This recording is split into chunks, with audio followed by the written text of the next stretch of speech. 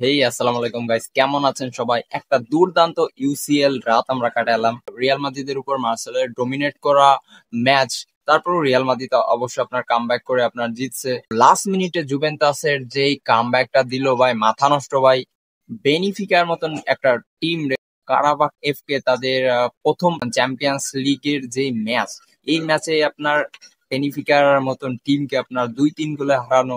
এরপর পিএসভির মাঠে আপনার পিএসভি 1-3 গোলে ইউনিয়ন এর কাছে হারছে।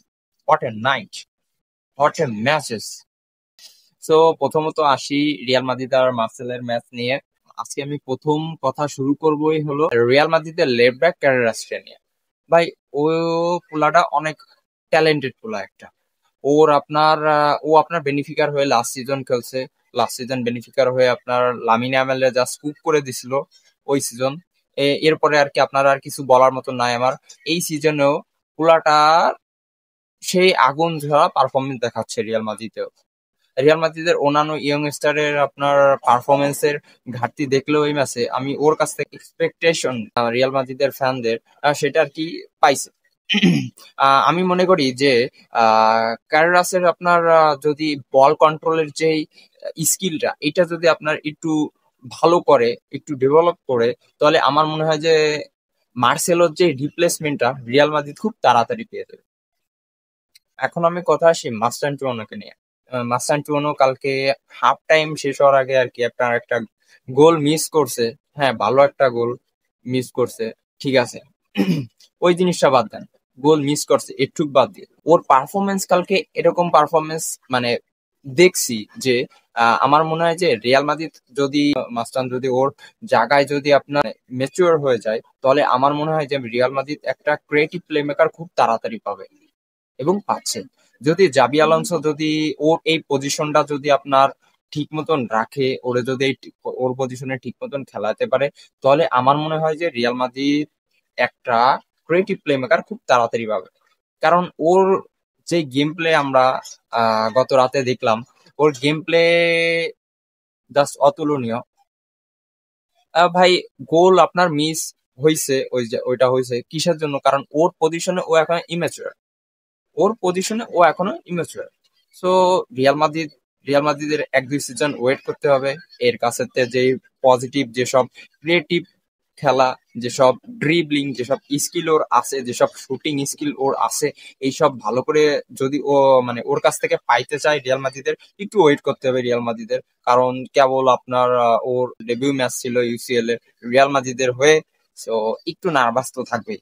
চাবি আলোনসো যদি ওর পজিশনে যদি মাস্টান্ডে যদি ওর পজিশনে যদি খেলায়, যদি একটু গেম পায় ও, আমার মনে হয় যে ওর ওর পজিশনে ও ম্যাচিওর হয়ে যাবে এবং অন্যান্য যে প্লেয়ারদের মধ্যে যে আন্ডারস্ট্যান্ডিংটা ওর সাথে, সেটা খুব ভালোভাবে আর কি হয়ে যাবে, আমি এটা আশা করছি। কিন্তু যার কাছ থেকে রিয়াল মাদ্রিদ ফ্যান এক্সপেক্ট করছিল যে তার কাছ থেকে ওরা পারফরমেন্স পাবে, আগুন ঝরা পারফরমেন্স, অবশ্যই আর্থা গুলারের কাছ থেকে সেই পারফরমেন্সটা পায়নি। আর্থা গুলার আর কি আপনার গত রাতে ওর পজিশনে আর কি আপনার ল্যাক পাচ্ছিলাম। ওর পজিশনে আর কি যে গেম প্লেটা ওর কাছ থেকে আসবে, ল্যাক পাচ্ছিলাম ওর কাছ থেকে। মানে ল্যাক পাওয়ার একটা মূল কারণ হলো আন্ডারস্ট্যান্ডিং, অন্যান্য প্লেয়ারের সাথে যে আন্ডারস্ট্যান্ডিংটা ওইটা। সো এখন আমি আসি এমবাপ্পেকে নিয়ে। এমবাপ্পে 2টা গোল দিয়েছে। লা লিগা, প্রিমিয়ার লিগ, যেসব ডোমেস্টিক যেসব লিগ আছে, এইসব লিগে আমি দেখছি এইসব লিগ থেকে আপনার ইউসিএল এ রেফারিরা খুবই কড়াকড়ি আর কি দেয়। ভিনিসিয়াস জুনিয়রকে যে ট্যাকেলটা আর কি করছে অপোনেন্টের ডিফেন্ডার, দেখেন ও কিন্তু আপনার খুব সুন্দর ভাবে ট্যাকেলটা করছে। এইখান থেকে যদি শুট দেয় ভিনিসিয়াস জুনিয়র, একদম গোল ভাই, এর কোনো ভুল নাই, গোল একদম। কিন্তু আপনার অপোনেন্টের মানে ডিফেন্ডার খুব ভালো করে ট্যাকেল দিয়ে বলটা সরাইছে। বলটা সরানোর আর কি দেখেন, ওই ওর বলটার সাথে ওর পায়ের যে লিঙ্কটা, এটা আর কি হয়নি ঠিক মতো। ওইটা মানে সরাতে গেছে, বল ঠিকই সরছে, কিন্তু বল আর কি ওর মানে ওর পায়ে লেগে এরপরে ঘষা লেগে আইসে ওর হাতে লাগছে। এখন আপনি পাবেন, আপনি যদি রেফারি হতেন, আপনি কি করতেন? তো এরকম সিচুয়েশনে অনেক আগে পরে দেখছি হ্যান্ড দি নেই এই জায়গা থেকে। আবার আবার রেফারি হ্যান্ডও দিছে যখন বলটা আপনার ট্যাকেল মারে সরাইছে।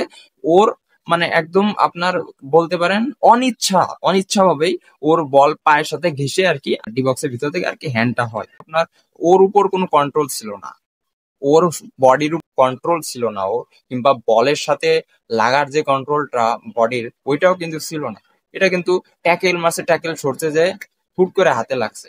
আমরা কিন্তু এরকম পজিশন মানে এরকম পরিস্থিতিতে আগেও দেখছি, যে ওই যে আপনার জার্মানি ভার্সেস স্পেনের যে ম্যাচে কুকুরেলার যে হ্যান্ডটা হলো, ওইটা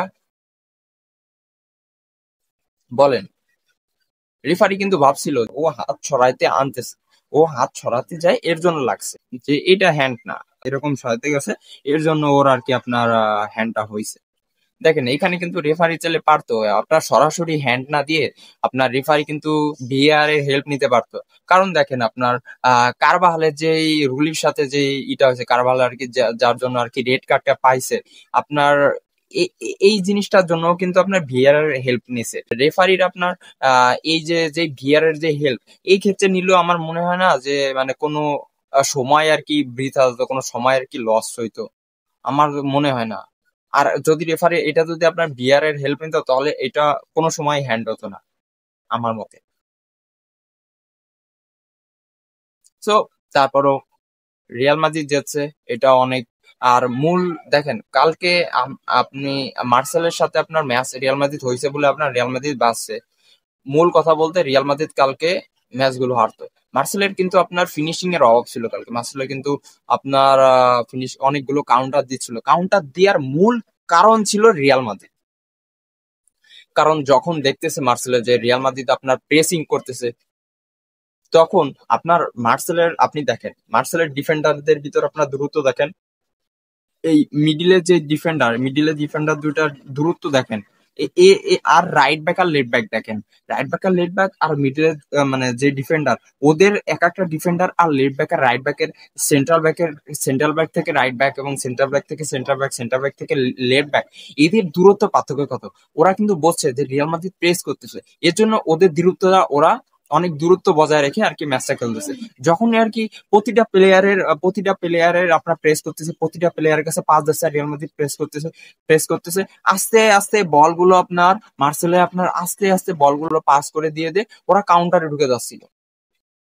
সো জাবি আলোনসোর এইদিকে আপনার অবশ্যই খেয়াল রাখতে হবে। জাবি আলোনসো খেয়াল না করে, তাহলে অবশ্যই রিয়াল মাদ্রিদের এই 25-26 যে ইউসিএল এর যে যাত্রাটা, এটা বেশি দূর পর্যন্ত আগবে না। কালকে সব থেকে ইন্টারেস্টিং আমার কাছে লাগছে রুলি রে।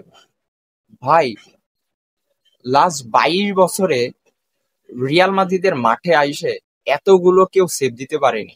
লাস্ট 22 বছরে, 22টা বছর। তাহলে বলেন কেমন পারফরমেন্স করছে সেটাই। এনিওয়ে, রিয়াল মাদ্রিদ যাচ্ছে মার্সেলোর সাথে 2-1 গোলে। কারবাহাল 3 ম্যাচের জন্য অবশ্যই কারবাহাল আপনার রেড কার্ড খাইছে, এর জন্য কারবাহাল আপনার বাদ পড়ে গেছে। ট্রেন্ট আলেকজান্ডার আর্নল্ড আপাতত ইনজুরি, রাইট ব্যাকে রিয়াল মাদ্রিদের অনেক প্রবলেম হতে পারে আগের মানে মানে অনেক প্রবলেম হয়তো বা রাইট ব্যাকে মিলিতাও কিংবা আপনার সাজিকো ভালবার্দের হয়তো বা রাইট ব্যাক আপনার ব্যাকআপ হিসেবে দেখবে। সো এই দিক দিয়ে রিয়াল মাদ্রিদ আপনার দেখেন জাবি আলোনসোর একটা টেকটিক্স কি, জাবি আলোনসোর